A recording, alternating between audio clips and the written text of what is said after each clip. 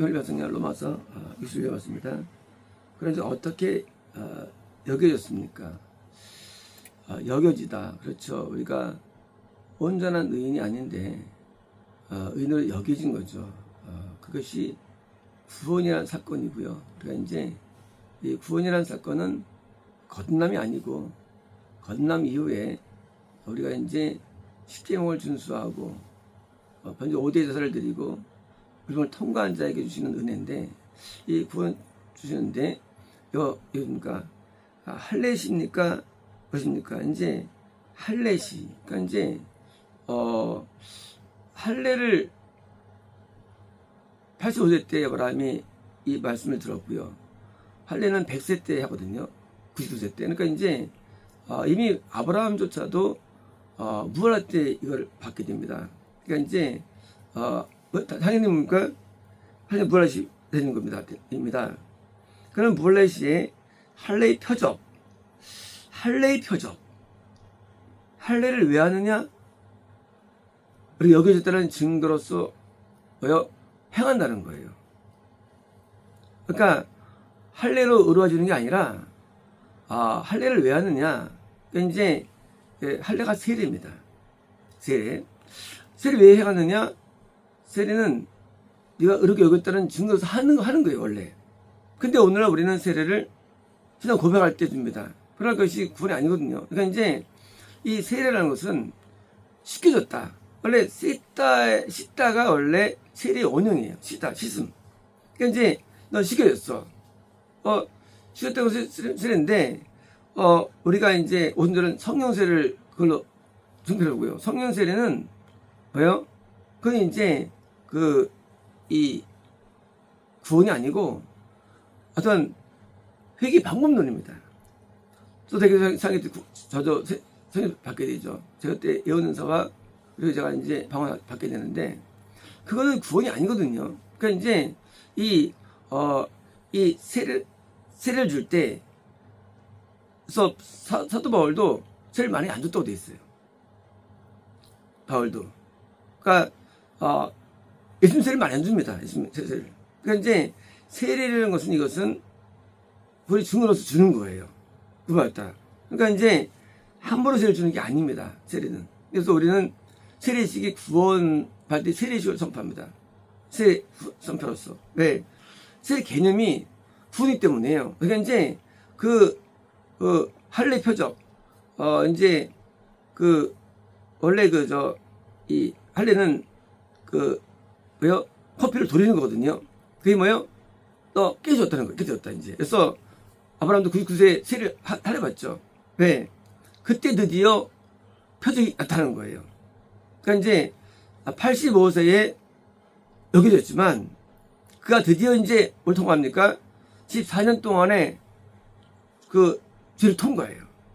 그래서 드디어 넌 진짜 깨졌다고 하고 마음이 깨졌다고 이제 표현받는 겁니다. 그러니까 이제 실제로 깨끗하게 되는 증거로서 표적하는 행사이지 본질이 아닌 거죠. 표적. 곧 믿음의 의의 인을 받았으며, 인은 우리가 인이 뭡니까? 인은요, 인은 이제 이렇게 도장 찍는 거죠. 너 믿음으로 의로웠다는 인을 받은 게 뭡니까? 그게 할례 표적이에요. 그게 할례예요. 받았으며, 그는 무할례시를 통해 뭐요? 그도 이미 85세 때 통해 모든 자들의 아버지가 되었으며, 뭔지 알습니까? 이제 할례는 이스라엘 전통이죠. 예수님 선임 이후로부터는 할례를 받지 않습니다. 그죠? 할례 없었어요. 그리고 드디어 이제 이게 어디로 갑니까? 이것이 이방인에게 갑니다. 복음이. 그러니까 이제 아브라함부터 초림까지 2800년 동안입니다. 그때는 거기만 구원이 일어났어요. 그죠? 그리고 다 할례 받았습니다. 이 사람들이. 근데 놀랍게도 이 복음이 드디어 어디로 가느냐? 이방이에요. 이방인들은 할례 받지 않아요. 받지 않습니다. 이제 무할례 통해 아버지가 됐으며, 그대로 다시 말하면 아브라함은 이스라엘 혈통에서의 믿음의 아버지고 동시에 신약지간에 대해서 아버지 되는 거예요. 예. 아브라함은 믿음의 모형이에요. 모형. 이제 모형인데 할례 받는 이스라엘 혈통에서 믿음의 모형이에요. 또 할례 받지 않은 이방인들의 모형이기 때문에 우리가 이제 아브라함이 12장에 나오죠. 이제 아브라함 때문에 통해서 이스라엘이라는 민족적 구분이라 하고 동시에 그 혈통에서 드디어 뭐합니까? 드디어 갈라지죠. 그래서 이제 초대교회가 일어나는데 초대교회가 이스라엘에 나타나기 때문에 그것도 뿌리는 이스라엘 유대인이 되는 거예요. 뿌리가. 그래서 이제 거기다 와가지고 이방에게 퍼져가지고 온 세상이 믿음의 의를 받게 되는데 이제 아브라함은 물을 받았기 때문에 할례라는 것 자체가 이것이 믿음의 의의 증표이지 믿음 자체 되는 건 아니에요. 그러므로 우리는 세례가 구원은 아닌 거예요. 그래서 세례를 남발하면 안 되는 거예요. 부임할 때 세례를 주는 거예요. 그래서 시켜줬다는 증거로서 드디어 이제 주는데 이제 그 요한이 세례를 줄 때 드디어 옵니다. 왜 주느냐? 회개에 이르는 세례를 준 거예요. simp하면 요한이 주는 세례는 그는요 회개를 위해서 죄 씻는 은을 주는 거예요. 그래서 안수하면 씻으면 회 터지는 거예요. 뭐하기 위해서? 통해서 진짜 씻겨지기 때문에. 그러므로 구원이라는 것은 씻음을 통해 나타나는 거예요. 요동에서 7번 씻죠. 누가? 나만 장군이. 씻지 않으면 구원이 안 되는 거예요. 그러니까 오늘날 안 씻어요. 구원이 없는 거예요. 구원이라는 것은 드문 현상이에요. 왜? 구원은요, 원래 오순절은요, 이 6월절이 7번, 77절 하고 마지막 하루 더 있는 게 오순절이에요. 쉽게 말하면, 건난 다음에 7번 계속 씻어야만 구원이 되는 거예요. 그런데 우리는 씻지 않고도 벌써하는 거예요. 성령세례도 씻는 거예요. 맞아요. 하지만 구원이 아니에요. 성령세례 받고도 한참 구원받게 됩니다. 구원은요, 씻지 않으면 안 되기 때문에 애통시는 되잖아요. 애통시는. 그러니까 건난 다음에 얼마나 하나님 앞에 우려한지 몰라요. 애통인지 몰라요. 그 씻음, 죄를 씻는 것 아닙니까? 그 다음에 나중에 드디어 이제 정말로 어디 씻겨졌다. 드디어 이제 우리에게 들어오셔서 가지고 드디어 사함받다는 증거로서 그 일을 쳐주시는 거예요. 그러니까 이 구원이라는 것은 이 건남이 그때 예를 들어서 20만 명이다. 건남이 구원은 몇 명이냐? 구원은 1000명도 안 돼. 20만 명이 건남이에요. 그러면 성도는 1200만 명이에요. 저 200만 명 가운데 건남이 20명밖에 안 돼. 그런데 구원은 1000명도 안 돼. 영생은요? 영생은 1명도 안 돼. 물론 이거 믿지 않겠으면 알 거예요, 사람들이. 하지만 이것은 성령적이에요. 얼마나 구원이 어려운지 모릅니다. 그리고 구원이 유지가 안 돼요. 그래서 영생이 어려운 거예요, 그것도요. 그건 히브리서 있는 거고요. 히브리서 있는 거. 그러면 이제 구원에 대한까지가 넘어서요. 구원까지가.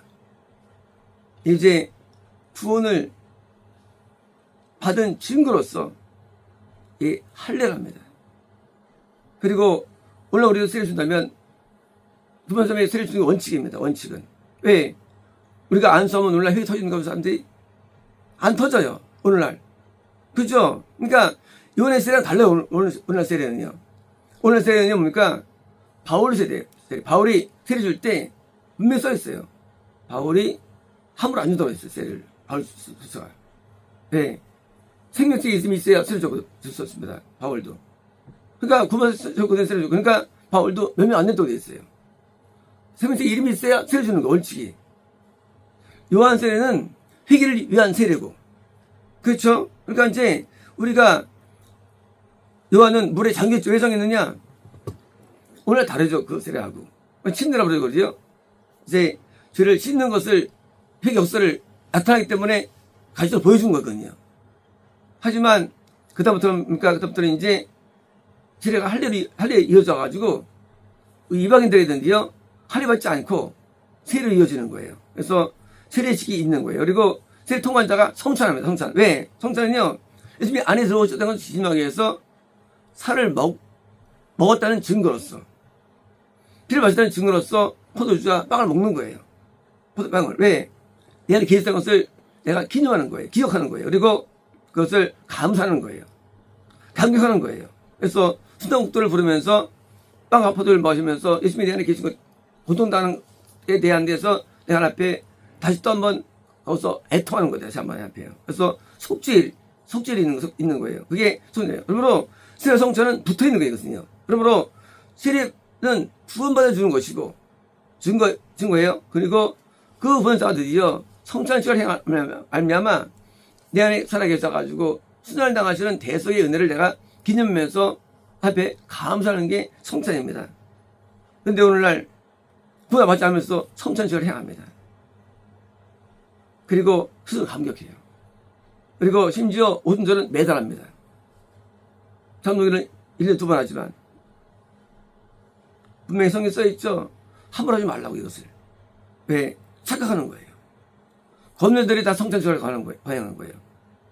그러니까 우리는 진리 입각하지 않기 때문에 우리가 성찬도 이해를 못하고 오해해가지고 이 빵과 포도주가 진짜 나한테 예수님 몸이 들어온다고 이런 화채설이에요. 캐톨릭이.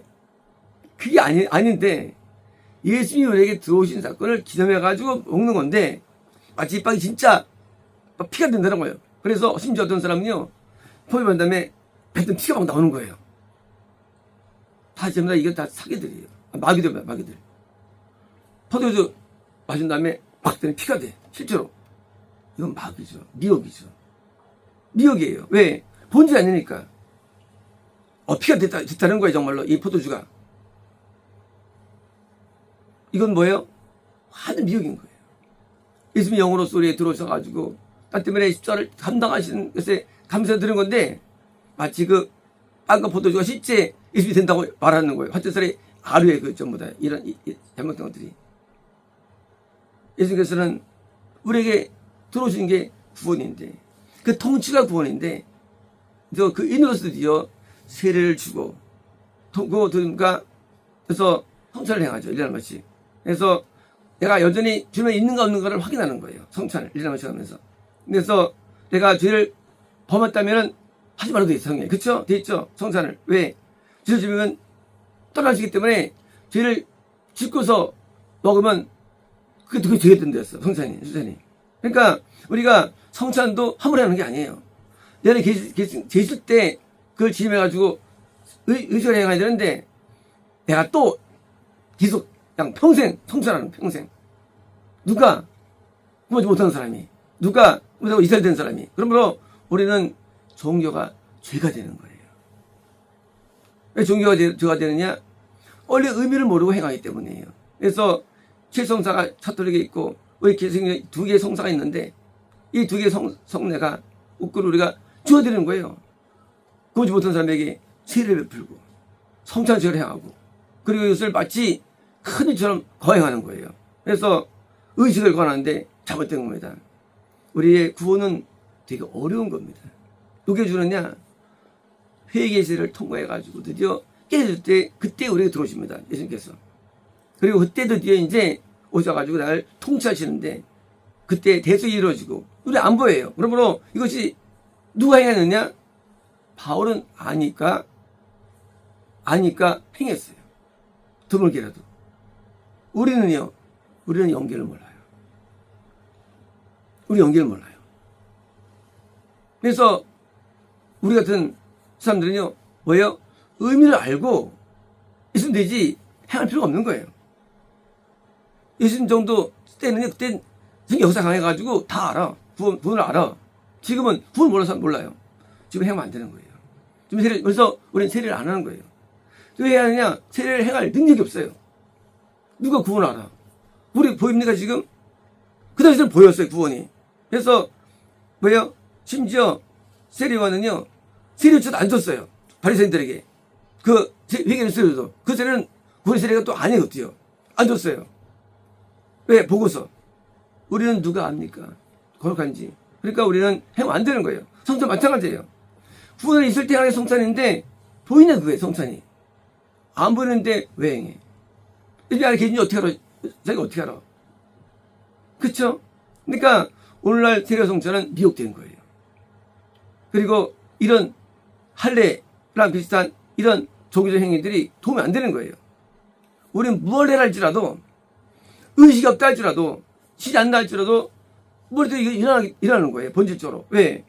본질은 이스라엘에 들어오신 통치가 구원이고 이게 진짜인데 이걸 밖을 보여주는 것을 하는 것은 두 번째 문제거든요. 그러니까 우리는 본질에 충실한 본질이에요. 그래서 우리는 죄를 씻고 계명에 순종하고 하나님 뜻대로 살 때 그리고 번제를 오제사를 드릴 때 그래서 이제 번제와 속죄제와 회개입니다. 첫 번째 피해를 보상하고 이제 소제 삶의 예배를 드리고 그리고 화목제 건나고 감사할 때 예배를 드리고 물두명의 회개를 통과해가지고 내게 들어올 때가 있습니다. 저는 3정 걸렸어요. 이 구원이.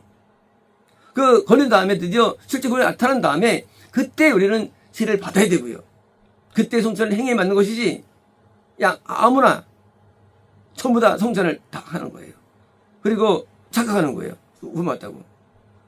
우리는 본질을 먼저 잊어야 되는데 그 껍데기를 추구하는 거예요. 그래서 세례교인이 장로가 되고 세례교인이 목사가 되고 안수집사가 되고 그리고 교회에서 세례 받았네 하고 소진자를 군림하는 거예요.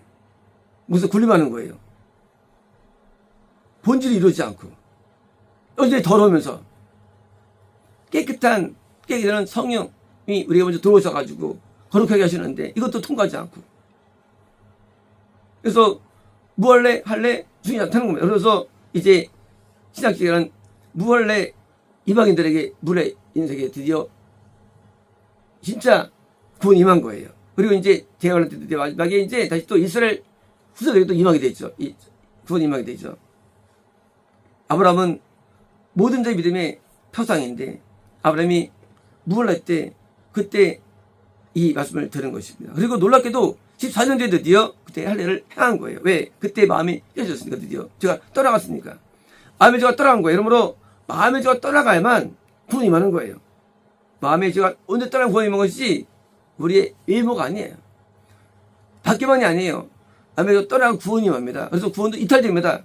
다시 또 죄들이면 그래서 마음의 죄가 없는 상태 마음의 죄는 중점이다. 이것이 상태가 돼야만 우리는 구원이 온전해지는 것이고요.